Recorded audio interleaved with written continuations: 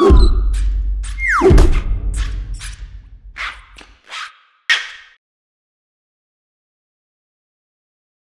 everybody, it's Peter here with GoodyReader.com. Today we're looking at the Apple iPad mini with Retina. This is the latest and greatest iPad mini.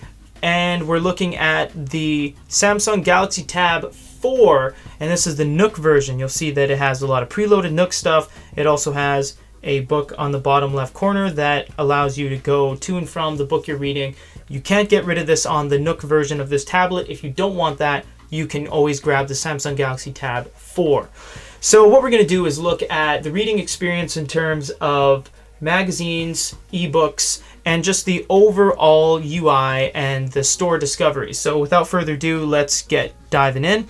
You'll see that the Apple is very consistent throughout all the generations of Apple devices. You can't really do very much in terms of widgets or cool looking things on the home screen. It is pretty much just icons. So you have to go a little bit towards Android if you want funny things like widgets and weather apps and stuff like that on the screen. It's a lot more customizable. So we're going to look at a book to start everything off with, Nook Library. We'll look at Justin Cronin, The 12, as I believe we have both of these. Yes, we do. We have the same thing on both. So we'll get to a page where we don't have any highlights or anything like that and start changing the text. So if we go to text change, we have ways to change the text up and down. Both of these are maximum brightness. You'll see that there is a lot higher contrast on the Samsung than there is on the Apple. We also have font styles, sepia mode, sepia, however you want to say it, night mode, scrolling view. Scrolling view basically is just one endless book till you reach the very end, but we'll keep it on the book. Page turns. You have 6 different versions of modes on the Nook reading app. So there's browns and tans and peaches, basically kind of a peach skin color. So we'll just do some page turns. We'll do some long presses. So you have ways to highlight different colors, of course. Well, what we're going to do is make a note so we can look at the keyboards. Now, obviously this is running a much larger screen. It's a 7.9 inch, whereas this is just a 7, so you do get a lot more width when it comes to... Oops. Whatever. I messed up, but it's all good. So you can do that, make notes, bookmarks, and you can define, share, search. You have Google Wikipedia on both, search web.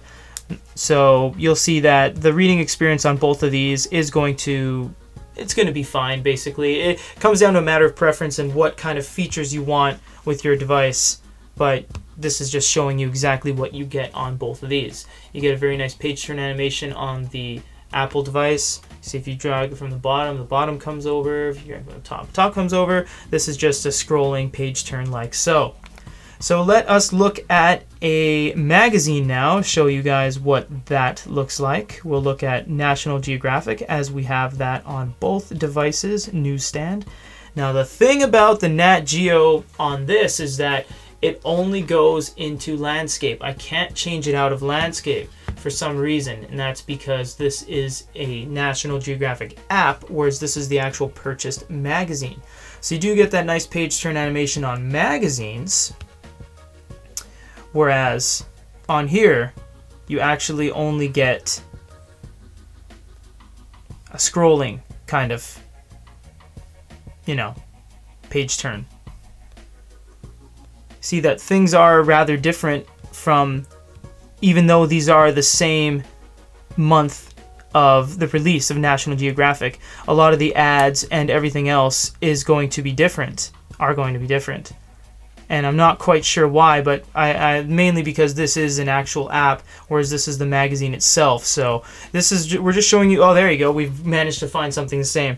But this is going, yes, things are changing dynamically. Stop, I'm doing a review. So you'll notice that things might not be exactly the way you want them to be consistent, but you know, we're showing you real tests, so this is exactly what you're going to get. And once again, this is not going into portrait mode, but you'll just take a look at the colors there. If it would stop changing, you guys can get an idea of contrast and colors, saturation, all that. We'll just leave it on there for a sec. So the magazine experience is a little bit, it's hard to say which one's better. I mean, if you like all the bells and whistles and gimmicky movements and stuff like that, the Apple sure brings a lot of things to the table. But if you want just a regular magazine as you see on the newsstand in your local store, Walmart and all that kind of stuff, this will be more of the feel of a real magazine. Let's look at the store discovery. We do have Google Play on here, but we're going to focus on the Barnes & Noble side of things because that is what this device is mainly catered towards. It is a Samsung Galaxy Tab 4 Nook.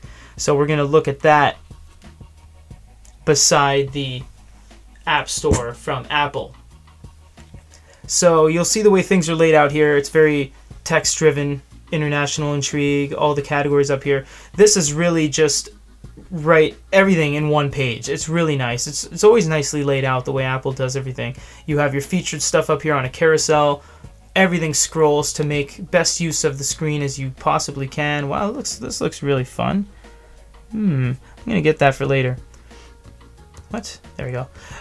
Yeah, so I'll sign in later. I don't want to show you guys my password. We'll go and look at apps, and we will do the same on here. We'll just look at an app. So you see what happens when you click on something.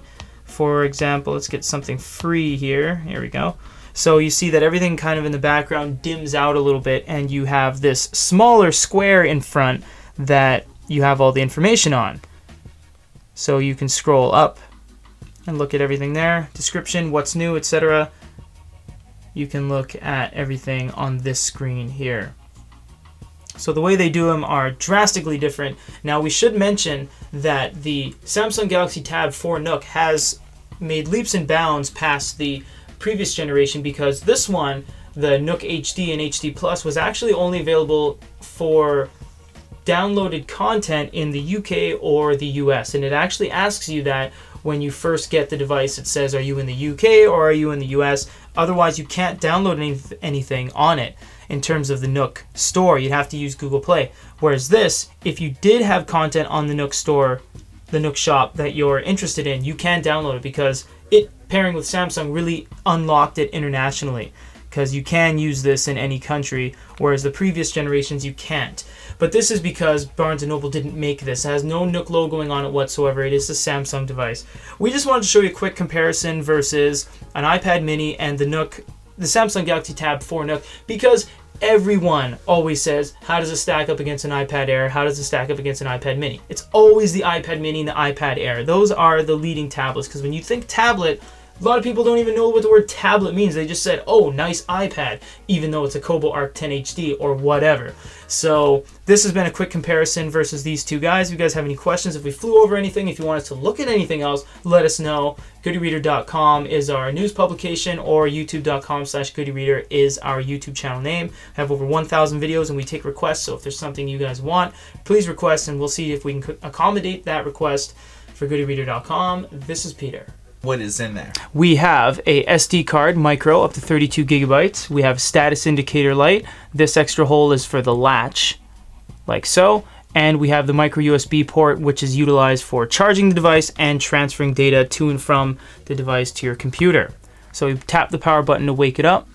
And this is the home screen, Mike. Tell us what we're looking at. Okay, the resolution is 1440 by 1080, so you're getting tremendous screen clarity and resolution. It also has a front lit display, and you can get this